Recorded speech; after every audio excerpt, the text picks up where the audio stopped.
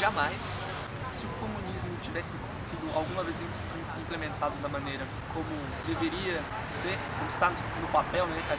A escola também está no papel, mas não é por isso que a escola é boa. O capitalismo está no papel e para funcionar, por que pareça, mas não quer dizer que o capitalismo esteja funcionando, esteja bem. Se o comunismo tivesse sido implementado de forma correta, acredito que os simpatizantes seriam muito mais do que alguns poucos que eu não tenho contato, por exemplo. Nesse ponto eu não penso, eu acho que são vários achismos, ele só não foi implementado da maneira como deveria, ou como está proposto, porque as pessoas não têm consciência suficiente ainda, não têm um entendimento, uma visão voltada para esse sentido. A gente é construído dentro do sistema capitalista, pensar o sistema capitalista. O que vem de diferente, o que vem de oposto, a gente sempre tem um receio, e esse receio tende a mais a virar repúdio do que a virar afeição, talvez. Se você pega, por exemplo, o líder da Coreia do Norte, é claro que aquele dali é um ditador sanguinário, ninguém tem nenhuma dúvida sobre isso daí. E como ditador sanguinário, que não representa o interesse da sociedade, mas de um determinado grupo ou partido, isso é repugnante. Agora, será que esse líder, em termos de violência real e simbólica, fruto do resultado, ele é menos danoso para o conjunto da sociedade do que um presidente dos Estados Unidos? Do que, por exemplo, o que foi a família Bush, que respondeu a todo o governo as demandas da indústria das armas, que invadiu países sem autorização da ONU, que provocou guerra somente para que a indústria armamentista ganhasse dinheiro. Será que ele é menos sanguinário do que o de cá? Depende. Eu acho que um Bush ele é tão sanguinário e nojento quanto o ditador da Coreia do Norte. Eu falando isso, parece que isso é um sacrilégio. Agora, quais são as repercussões reais na vida da pessoa e da sociedade mundial dessas duas pessoas? Depende do ponto de vista. O Bush, ele é do maior país do mundo, de uma democracia, foi eleito e tal. Mas a ação concreta dele do governo teve repercussões em todo o mundo.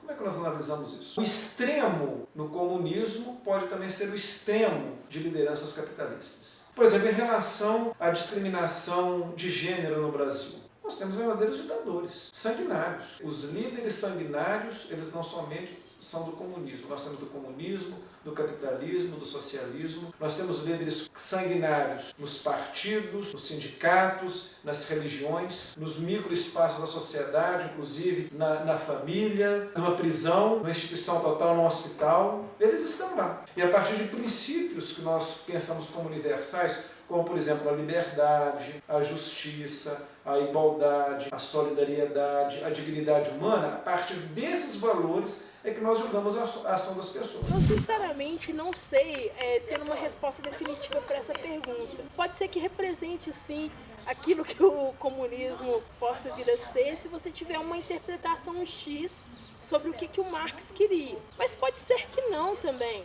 Pode ser que se a gente tiver uma interpretação de que pode haver, por exemplo, uma democracia junto ao comunismo, por que não? É uma resposta que eu vou ficar sim em cima do muro. Eu acho uma pergunta muito complexa e ela depende de inúmeros fatores para realmente acontecer. Talvez a figura mais emblemática que a gente tenha do líder ditador totalitário, que supostamente fez a sua política baseada em ideias comunistas e tal, talvez o maior representante disso seja o Stalin. Isso também em outros lugares do mundo, né? A partir do momento aí que chamam a Coreia do Norte de uma ditadura socialista. Mas não, sim, de forma nenhuma.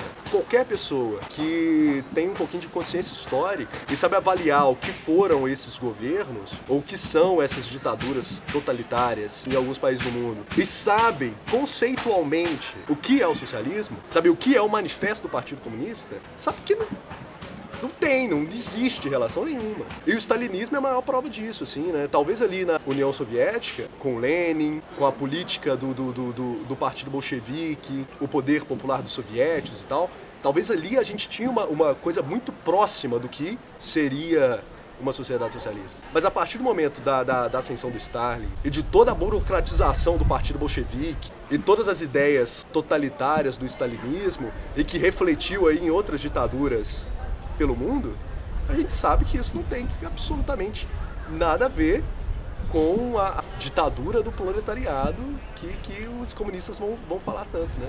Então não são representantes, na verdade, assim, durante um grande período histórico, e não em lapsos históricos, como é o processo revolucionário da União Soviética, como foi o processo revolucionário em Cuba, mas sim o que se sucedeu a partir disso, a gente não pode avaliar como uma experiência real do socialismo como ele é pensado conceitualmente. Não. Eu acredito que eles são sim legítimos defensores do comunismo. Mas aí vem uma coisa para a gente pensar. Antes de alcançarmos o que queremos, nós precisamos pensar muito em como faremos isso. O grande erro desses ditadores foi não ter uma sociedade democrática ou chegar ao poder da mesma forma como seus antecessores chegaram, através da luta armada e sem o empoderamento, sem a discussão com a população.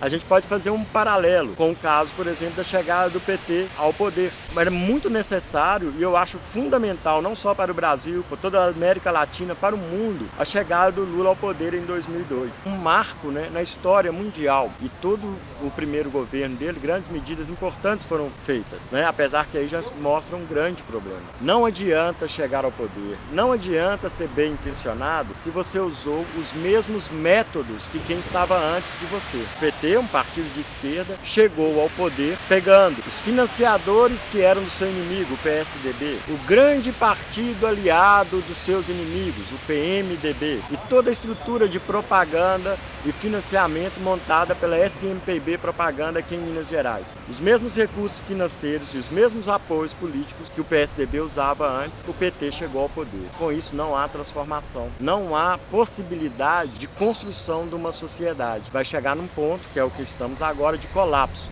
Essa tentativa de diálogo, de alinhamento entre as diferentes classes, atendendo tanto a banqueiros como a população mais baixa, há um rompimento. As multinacionais, as mineradoras, elas vão querer sempre mais lucro. O agronegócio não vai contentar ter esse ano o mesmo lucro que teve o ano passado, ele quer aumentar isso, ele quer sempre mais. Então não dá para rezar para dois santos, não dá para atender os dois lados.